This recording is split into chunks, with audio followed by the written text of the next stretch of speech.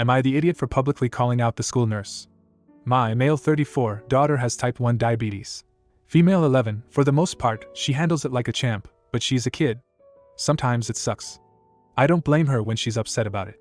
She's gotten very good at managing how she's feeling and speaking up when she feels off or wrong. That said, she's 11, and the nurse and 2 of her block teachers are meant to supervise when she gives herself medication. We have a 504 plan in place at her school and have had it in place since diagnosis. I have conferences with teachers every year, and since she started at the middle school this year, her new nurse and administrative staff. I let my daughter speak her piece and let her feel heard. She struggled with non-school extracurricular before ignoring her concerns when she says she doesn't feel good because she looks fine. This school year started at the end of August, and we met a week prior. I got a call Monday afternoon while I was at work saying that the school bus driver had to call the ambulance for my daughter on the way home because she fainted. My job is 40 minutes away, so I said I would meet them at the hospital. She was awake and chatting with her nurse when I got there. Her blood sugar had dropped very, very low while she was at school. She was feeling better and didn't seem too bothered, so I took her home once allowed and let her pick a movie to watch. Once the movie was over, I asked if she didn't feel good at school. I needed to make sure she wasn't ignoring her symptoms and had eaten lunch. She told me that she felt weird just before the end of the day, and checked her sugar with her teacher, who had sent her to the nurse when it was really low. When she told the nurse she needed glucagon, the nurse said no and she should take it at home when she gets there. At this point, I was raging. The nurse did not give her her medication and then sent her to the bus. The 504 plan in place has a stipulation that if her blood sugar is too low at the end of the day, she cannot take the bus home. The nurse is supposed to give her glucagon, and I get called to pick her up/arrange someone to take her home. The bus drivers aren't trained to know what to look for or to give her medication. I called the school Tuesday morning to arrange a meeting to talk about what happened. We scheduled it, but it hasn't happened yet. In the meantime, I went wild. Mile-long Facebook post with pictures of the 504 and hospital bill and me ranting. It kind of took off and got a lot of attention. Last night, my siblings and coworkers started telling me maybe I went too far in making the post, specifically in my naming the nurse. It was shared in a couple of different pages on Facebook for our county and town, and a lot of people have been making comments on the school board's social media about the nurse. A lot of the outrage comes from other parents with kids on 504 or IEP plans. Am I the idiot for calling out the school/nurse? Now for a few comments before the update. Not the idiot.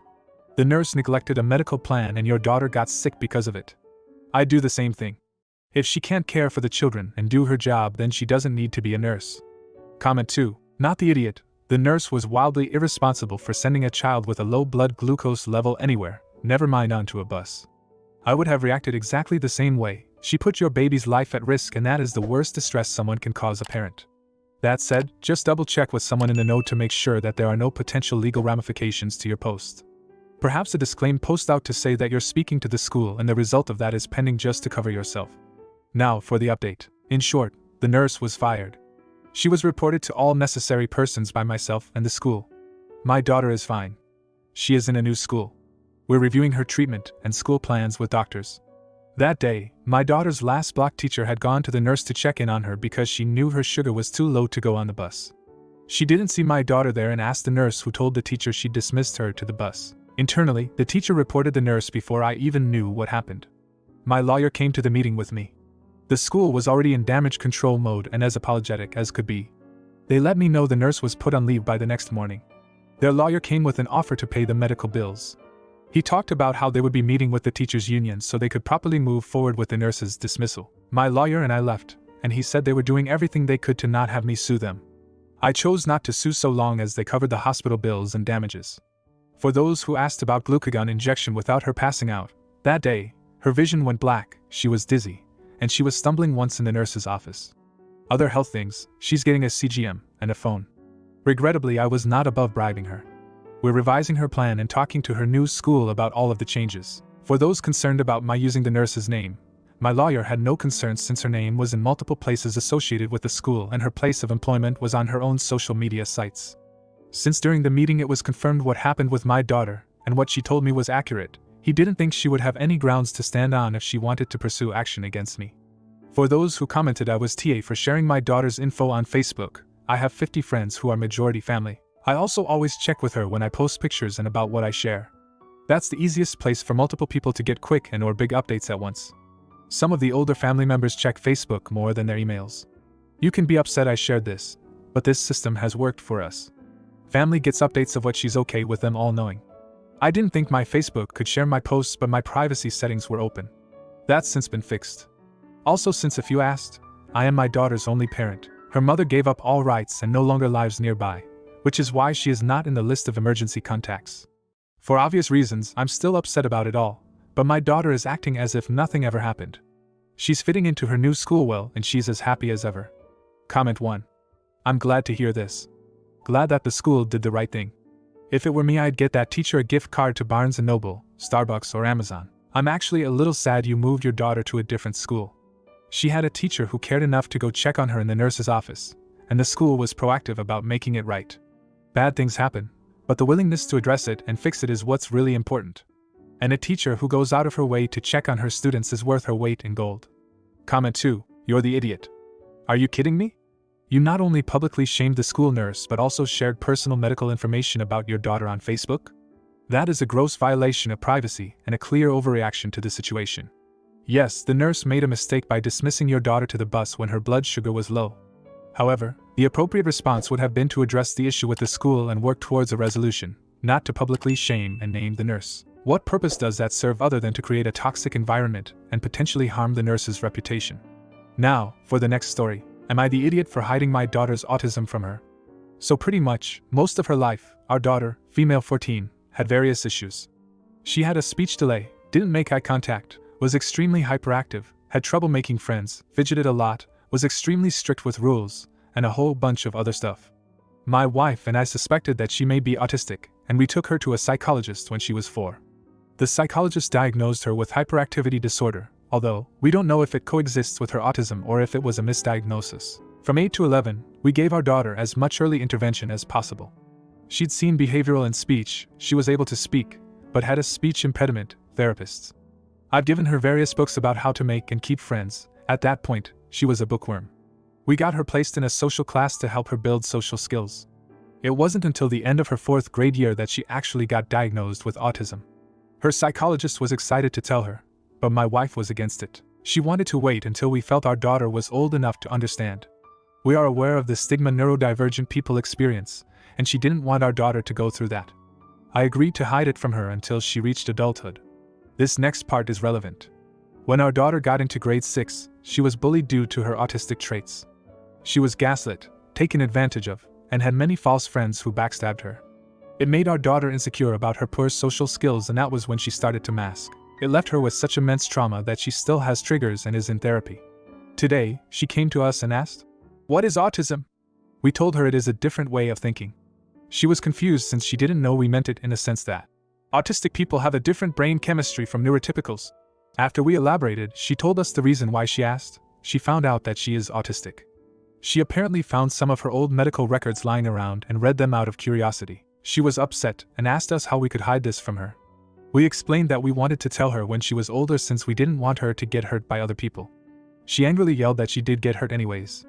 She said that all this time she thought that there was something wrong with her, but if it weren't for us she wouldn't have taken the bullying to heart and she would have felt differently, but instead, we made her pain worse. Now she's in her room crying and refuses to speak to either of us. We are starting to wonder if we should have told her about autism when we knew. Now for a few comments before the update. You're the idiot. I am autistic and was diagnosed as an adult. Getting my diagnosis was like an epiphany. So much of my life suddenly made sense, and I was able to explain to people in my life that I needed something different, and why. It was empowering. I wish that it had been diagnosed years earlier, not only because of the support I could have had, but because it could have saved me decades of heartache and situations arising that I didn't understand.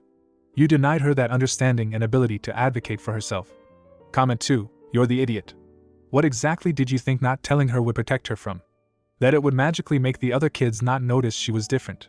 Seriously, take a step back and consider how you would feel if someone kept this sort of important info about yourself from you. Now, for the update. Her mother and I were completely in the wrong. We should never have tried to hide an integral part of our daughter's identity. We thought we were protecting her, but we only made it worse. I didn't know that it wasn't right at the time, but now I do. We come from a country where mental stuff isn't talked about. If anything, the person gets stigmatized for it, so we did our best to support our daughter with what we knew at the time. This isn't to excuse our actions, but rather to explain them. A few hours after posting my original post, her mother and I had a long talk about this, reflecting on what we did wrong and what we should do moving forward. I gave her space for a day or two before knocking on her door and asking her if she wanted to talk with me about it. I apologized for what we did, telling her that we love her no matter what, and promised that we would be better parents moving forward. She says that she understands that we were just trying to do what we thought was the best for her, but she felt hurt that we kept these things from her, especially given what happened to her and having to find out from medical records of all things. She says that she isn't sure if she could trust us again for a while. Our daughter is still angry with us, although we understand why. She's at least on speaking terms with us again. We're doing our best to help our daughter through her journey of self-discovery at the moment. We got her another therapist to help her understand more about herself as well as accept the past bullying. Her mother and I are also doing research about how autism works, and we are looking to get her an IEP at her school to give her access to accommodations. In addition to this, we took some of your advice, and her mother and I have been seeking therapy to better understand our autistic daughter as well as family therapy. Thank you all for your judgment. Thanks to those who gave tips on how to support our daughter moving forward. I feel ashamed that I didn't realize sooner that I'd harmed our daughter. She seems happier now that she understands why she is the way she is. We fiercely love our girl and are lucky to have her. Comment 1. I'm one of the people who commented on the original about being diagnosed late in life. I'm glad you're accepting responsibility, but it is really on you and your wife right now to follow through. Therapy is great, but you're going to need to fight for her and really advocate for her. My experience with education, albeit in a different country, is that even when you clearly should get accommodations due to special educational needs, you may have to fight hard for them and face resistance. It may not be an easy path for you or her. Also, just a heads up that your daughter might mask less after discovering her diagnosis. It's not uncommon, and I mask a lot less with close friends and at home because I no longer feel obligated to try to appear neurotypical. For me, it's an incredibly positive thing to mask less, but I know it was a little adjustment for those around me who were used to me masking. Comment 2. Damn, it's a shame she suffered for this long, and that she's essentially traumatized. I don't want to say congratulations for doing the bare minimum, and I won't, but at least you're doing the right thing now. If you enjoyed today's video, you'll like these ones too. Thanks for watching and see you next time.